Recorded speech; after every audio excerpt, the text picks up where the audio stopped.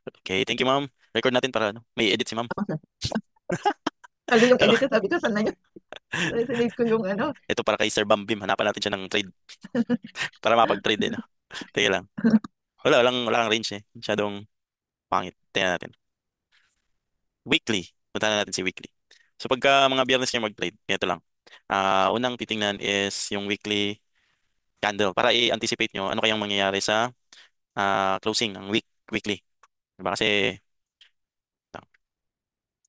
diba biyernes na ngayon. So, yun. So kung anticipate mo lang ano kayang pwedeng mangyari sa weekly candle. So ito yung candle na to.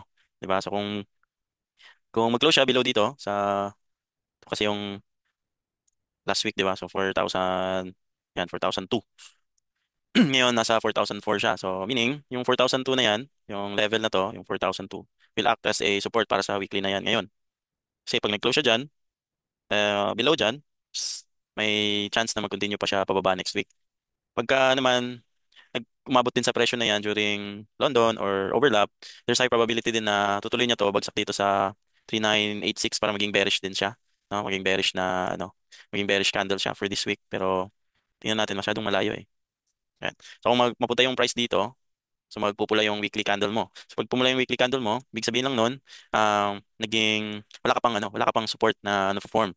No? So kung mag-bearish siya, so malamang next week, tuloy nyo muna, then i-reject dito sa 3930, and then gagawa siya ng bullish candle para maging support mo. Para next week naman nun, or before ang December, mayroon ka ng range week dito. So iti-test na tong 3880. Ganun. So far ngayon, andyan pa siya sa 4,002, 4,004. So wala pang New York volume, pre-New York pa lang ngayon. So, doon tayo sa H4 or sa daily muna. Tingnan natin sa daily. So, pag ganito yung movement ng price, ayoko mag-trade kasi masyadong malapit yung range. Wala kang clear na Okay. range. No, Sir. mawipso ka dito eh pag mga ganitong movement. Tapos Friday pa. So, Mhm. pero kung pilitin natin. No? Bigyan ko yung isa. So, dito Mm. meron kang high, lower high. Yan, kumakatok siya sa lower high sa daily. Di ba? Same level dun sa nilabel natin sa weekly. Ayan, so 4,002. So, dyan siya maglalaro before the last volume ngayong New York. So, andyan muna siya.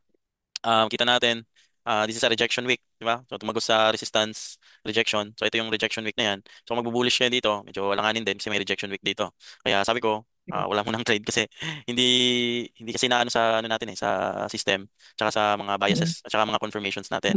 Kasi dito nakita natin rejection yan. Meaning, hindi niya pupuntahan yan according sa ano natin, sa strategy, di ba? Bigay Kasi mo yan, ako. rejection. So, Okay. here, let's go to H4. Tara natin H4. So, sa H4 naman, yan, dito yung tama yung sa weekly, di ba, na level sa 4,002. Kasi pag sa Mm. H4, sample, magko-close to below here sa 4,002. Pag nag-close tong H4 na to, magko-close naman yan after, ilan ba? Ilang minuto na lang to. Uh, mamaya, okay lang.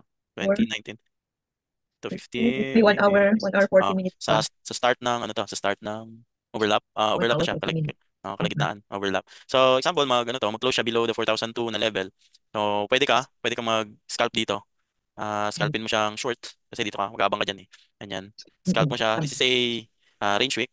Hindi pa pala to range wick kasi magiging soggy mo confirmation mo to kasi binasag yung low dito. Kasi pag nag-close yan dyan, tapos binasag tong 4,002 na weekly na ano yan, weekly na level.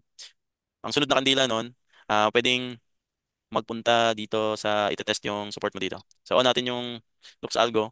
Makita natin. Yan. May high volume ka dyan. This is Asian volume yan. So, kung i-zoom natin sa 30 minutes, makita natin, mayroon tayong Asian volume. So, pag nag-close siya below here, to, mag-close yun below here, pwede kang mag-target sa Asian volume, yung break na to. Ayan. Maliit lang yung range mo eh. So, napakaliit. Sana yung target ko na hindi ito. Hindi Ayan ko pa yung target inabot. kasi Ah, ito yung bounce, ito yung break dyan, break point. So, pwede mo siyang i-target dyan. Tapos yung magiging stop loss mo niyan, hanap sa 30 minutes. So mm. intraday to, at saka tatapusin mo tong trade na to ngayong araw. Hindi mo pwedeng i-hold to sa sa isang linggo. So kung ganyan, yun yung magiging trade mo. So para sure ka na hindi ka ma-stop loss or maano ng volatility, sukatin mo yung mga kandila. So kung makita natin kasi mag-overlap, ito yung average candle. So ito, 4,003 hanggang 4,016. So meron kang Kasi, 13 nun, 13. 13, kasi ito yung pinakamahaba. That's 3,991, 4,012, that is 22, di ba? 22 ba? Tama ba yun? Okay, 22, meron kang 13, meron kang 22, then hanap pa tayo ba? To, that's 85, Then 74, that's 10.